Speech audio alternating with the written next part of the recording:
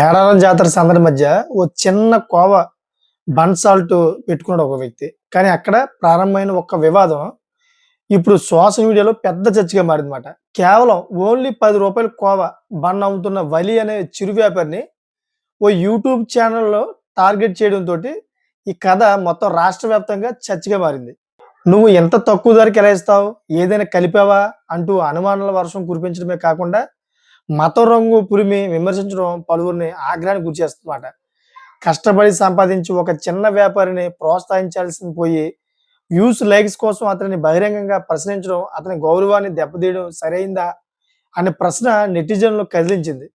So, ఈ వ్యాఖ్యలు కేవలం వలిని మాత్రమే కాదు, తక్కువ లాభంతో నిజాయితీగా జీవనం సాగించే శ్రమజీవులందరినీ కూడా అవమానించబడమేనని సోషల్ మీడియాలో వాదనలు వెల్లువెత్తుతున్నాయి. సో, అందరూ కూడాను ఆ యూట్యూబ్ ఛానెల్ ఎవరైతే ఉన్నారో వాళ్ళనే తిడుతున్నారన్నమాట. మొత్తం సోషల్ మీడియాలో మొత్తం వ్యతిరేకం అయిపోయింది. ఇతనికి సపోర్ట్ బాగా పెరిగిపోయింది.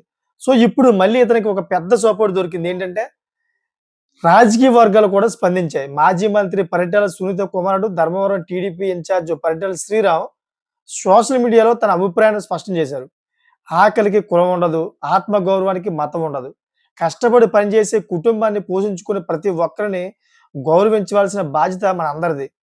సో, ఒక కోవా బన్ అమ్ముకునే పేద వ్యాపారి జీవితాన్ని ఇలా రోడ్డుపైకి లాగడం ఎంతవరకు కరెక్ట్ అని ఆయన ప్రశ్నించారు. యూట్యూబ్ వ్యూస్ కోసం ఇలాంటి పనులు చేయడం తగదు. పేదవారి పక్షాన నిలబడాలి గాని గొంతు నొక్కడం కాదు అంటూ ఆయన ఘాటు వ్యాఖ్యలు స్పందించారు. సోషల్ మీడియాలో వలీకి లభిస్తున్న మద్దతు మానవత్వం ఇంకా బతికే ఉందని సూచిస్తుందని కూడా ఆయన వ్యాఖ్యానించారన్నమాట. ఒక రకంగా చెప్పాలంటే మానవత్వం బతికే ఉందని చూపించారు మొత్తం సోషల్ మీడియాలో అందరూ కూడాను. అతనికి సపోర్ట్ చేసి. సో, మీకేమనిపిస్తుందో కామెంట్ చేస్తారని కోరుకుంటున్నాను. నచ్చితే గనుక లైక్ చేసి 10 మందికి షేర్ చేస్తారని కోరుకుంటున్నాను. Thanks for watching friends.